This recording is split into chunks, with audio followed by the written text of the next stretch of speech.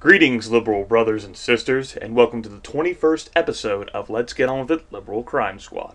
In the prior episode, you watched me fend off the National Guard with a dozen liberals and a handful of traps. In this episode, I will continue to bloodshed while sticking my tongue out and blowing raspberries at the impeded tanks. For since the tanks are confronted by tank traps, they're going to have some difficulty busted in like the Kool-Aid man. Oh yeah!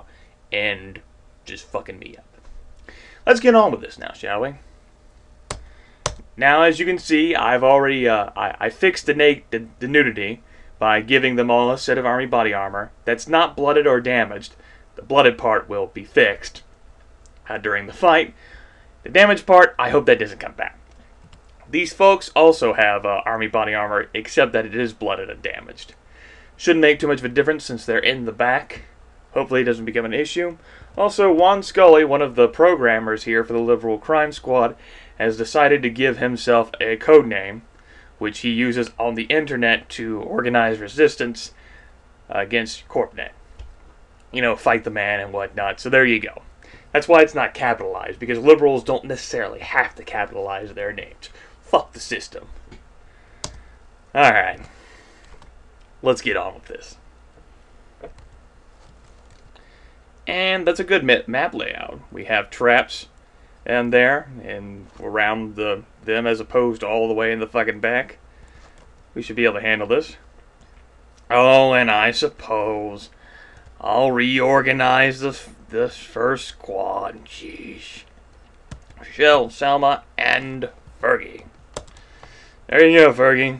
You get to take point along with everybody else. And I'm not stepping on that spot. Definitely not stepping on that spot now, because there's somebody in the way. Still not stepping on that spot. Damn it. Damn it. You bastard. Damn conservative. The reason why I won't step on that spot is, if you've never experienced it before, the live group of enemies can step on the fallen group of enemies, and then you have two stacks, basically, of whatever. In this case, it would be soldiers. Now, of course, one stack is like this, incapacitated, pretty much won't be shooting at you. But your liberals, from what I've witnessed, they don't quite differentiate between the soldiers that pose the most threat and the soldiers that don't. So while your liberals are shooting the people that are already downed, you'll get owned by the folks who are not already downed. It's very aggravating, I assure you. And let's hold down some F key. And let's get some more hot F key action here. And let's hope this enemy is kind to run into my trap. He's not. This is unfortunate. Oh, there we go. Problem solved. Yay. A bit wary about going up there, but I'll risk it. Because I'm an elite liberal, and I believe the Lady of Liberalism will protect me during my adventure, and if I'm wrong, which I don't think I hope I am, well, didn't matter. No squad suddenly pounced the rape train on me, and we have total success. Total. There we go. And lots of skill for everybody. Kurt Ross has some rifle and leadership for leading everybody to murder the conservatives, and he's also an elite liberal now with 1,000 juice. Look at those stats, people. I mean, charisma, you could argue, probably wouldn't be so high, and I think it's docked a point. It gains a point when the liberal turns 35, and so does intelligence, I think. But hey, I mean, come on. I think his stats are pretty good. For wisdom, man, hell, we can work with that. We shall create the backup squad again, which is going to consist of these people. And we'll reform Revenge. There we go. And we'll give these people some new M16s. Why not, ladies and gentlemen? Why not? That's not what I meant to do. There we go. Problem fixed. Huzzah. Nah, we'll be okay. And sure, that works. Let's see what next. Oh, okay. I suppose we shall invest in this location and buy some food. Because I have the money. So why the hell not? And we'll also buy a new flag so we can burn it the next time they come. Which will be, let's see, September 12th was their siege. Let's see how long it takes them to come back. Dum-de-dum, just killing some time, going along. Fergie, stop repairing clothes. Get back to hacking for however long you'll be doing that. Yawn. Alright, jet bombers. Sweet. So 9 days. Took them 9 days to organize a bunch of jet bombers and bring the pain train again. Sweet. I'm not worried. I have food, but I don't feel like eating it. I'm not that wounded. A much more better alternative for me is, of course, to go out and wage war. That's not the wage war option. That was W.